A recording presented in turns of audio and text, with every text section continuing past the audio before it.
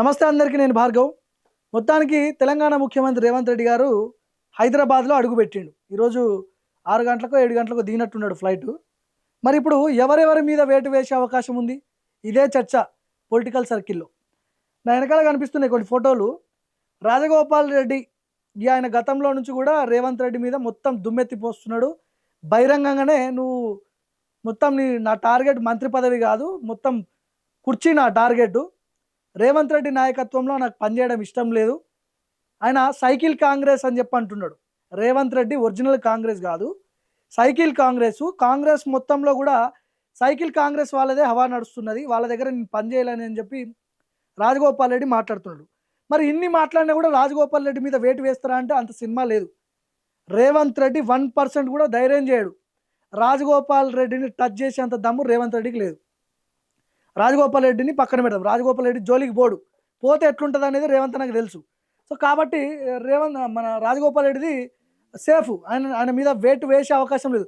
పోతే ఆయనంతటా ఆయన బయటికి పోవాలి తప్ప ఆయనను మాత్రం ముట్టుకునే అవకాశాలు లేవు. హైకమాండ్ కూడా రాజగోపాల్ రెడ్డి జోలికి పోవద్దు, నువ్వు ఎవరు జోలికి పోయినా అని చెప్పి హైకమాండ్ కూడా సీరియస్ వార్నింగ్ ఇచ్చింది రేవంత్ రెడ్డికి.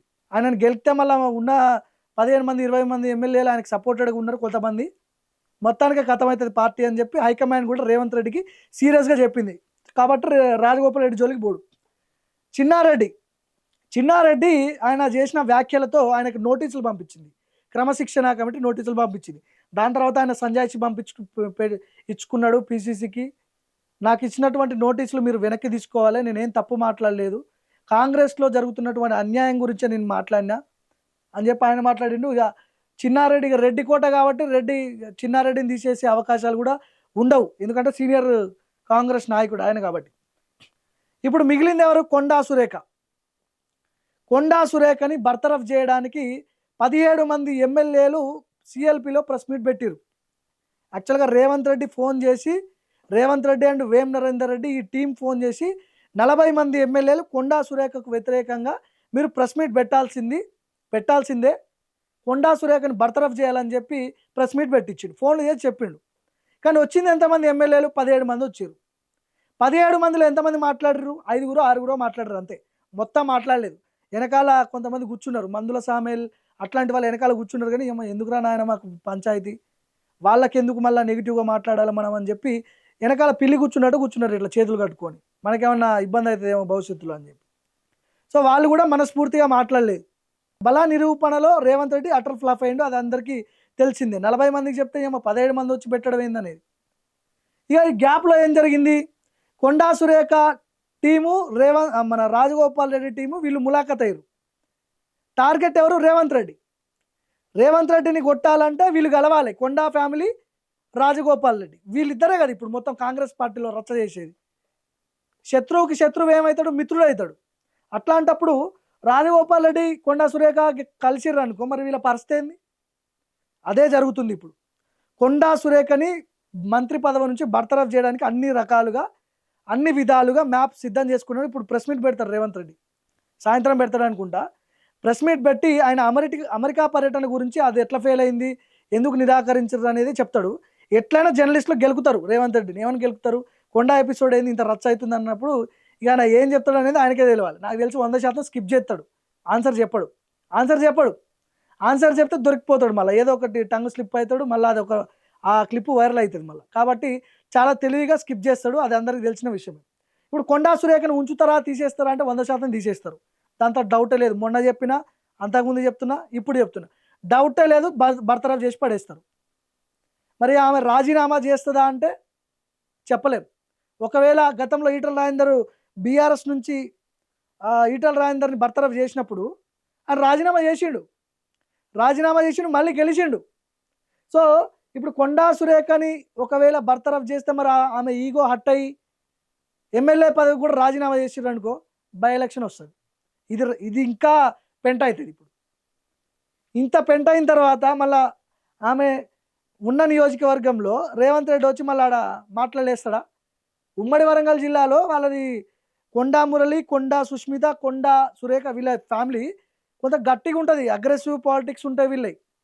ఈ పంచాయతీ అంతా పెట్టింది ఎవరు? అసలు వేం నరేందర్ రెడ్డి.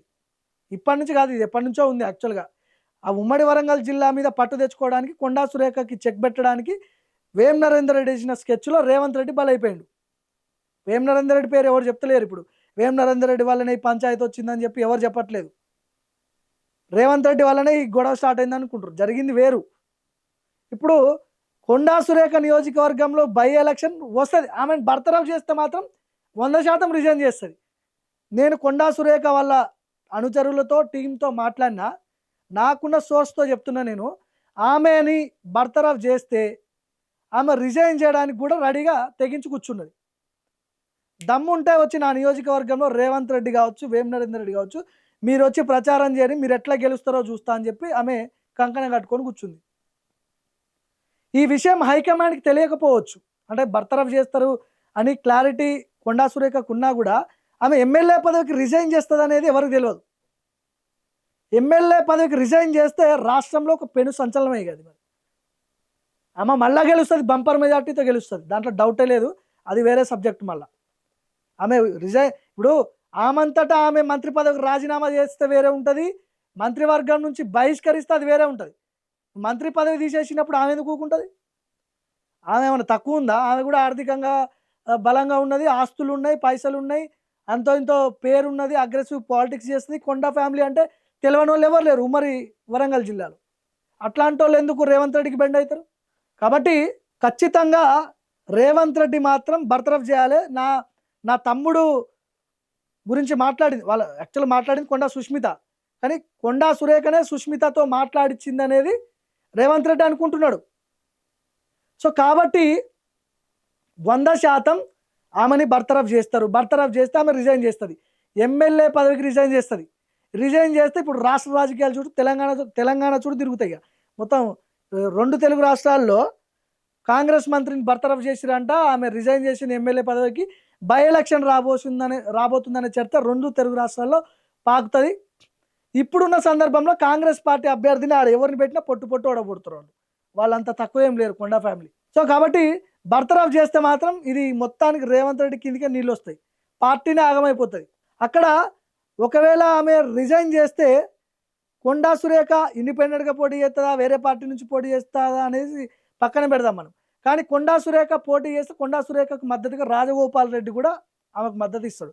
డైరెక్ట్గా వెళ్ళి ప్రచారం చేయకపోవచ్చు, కానీ ఇండైరెక్ట్గా తన ఇన్ఫ్లుయెన్స్ ఉపయోగించి కొండా సురేఖ గెలుపు కోసం రేవంత్ రెడ్డి వ్యతిరేకంగా ఉన్న వాళ్ళు ఎవరైతే ఉంటారో వాళ్ళందరూ పనిచేస్తారు కొండా సురేఖ గెలుపు కోసం. సో కాబట్టి ఇదొక బిగ్ బ్రేకింగే అనుకోవాలి మనం. ఎందుకంటే బర్తరఫ్ చేస్తారు, వేటు పడుతుంది, తీసేస్తారు, ఇదంతా ఒక ఎత్తు అయితే ఆమె రిజైన్ చేయడం ఇంకో ఎత్తు ఎమ్మెల్యే పదవికి. గతంలో మునుగోడులో రాజగోపాల్ రెడ్డి రిజైన్ చేస్తే ఎంత పెద్ద పంచాయతీ అయింది చూసినాగా మనం. రాష్ట్ర నాయకులంతా వచ్చి అక్కడ ప్రచారం చేసారు, అన్ని పార్టీలోళ్ళు. మళ్ళీ అదే జరుగుతుంది. సో కాబట్టి ఏ క్షణమైనా ఏదైనా జరగవచ్చు. రేవంత్ రెడ్డి ప్రెస్ మీట్ తర్వాత అని ప్రెస్ మీట్లో ఏం మాట్లాడతాడు అనేది పక్కన పెడదాం. 2-3 రోజులు ఆమెనైతే సస్పెండ్ చేస్తే మాత్రం ఆమె ఊరుకోదు.